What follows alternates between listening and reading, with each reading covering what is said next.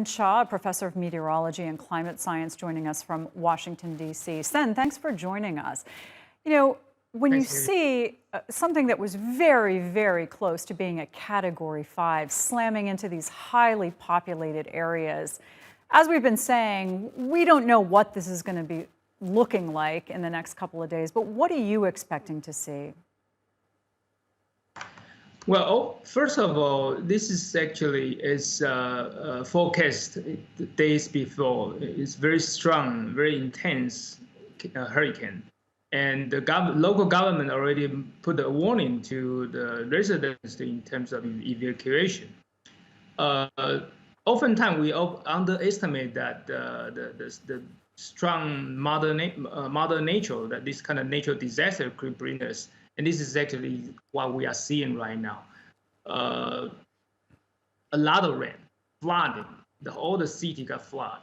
It was on the track going to Fort Myers and then to Tampa, but as the point, it actually shift a little bit south to directly hit Fort Myers. That's actually why we see that much of the flooding right now. Is this a situation, given the landmass there, where the flooding generally recedes quickly, or does it increase over a period of days? Well, this is actually multiple factors, because again, the coastal area, especially that we are talking about in terms of the stone surge, the coastal inundation possibility, that's actually what we see here. As again, Fort Myers is close enough to the coastal area, so it's end up like this, as we can expect. Stone surge plus a lot of rain. There's a lot of, certainly the moisture. I mean, the soil already saturated, so could end up flooding even more. Over the last 2 decades, really, we've seen communities in Florida try to shore up their defenses against flooding. In Miami, for example, they've built higher seawalls. They've restructured roads to raise them in some places.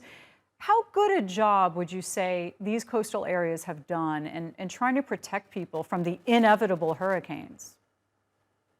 This is a very good question. As we can see in the recent years, hurricanes or other events are coming more and more strong, and so we try to figure out a way to prevent any further damage or loss. So this is actually the result. So in terms of the local reinforcement of the buildings, different building codes or different mechanism to make us stronger, definitely that need to be continued doing that.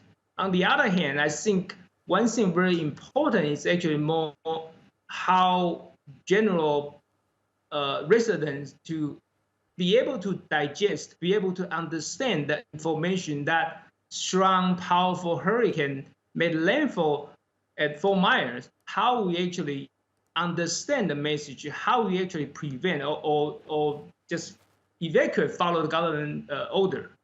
All right, Sen Chiao, thanks very much for joining us.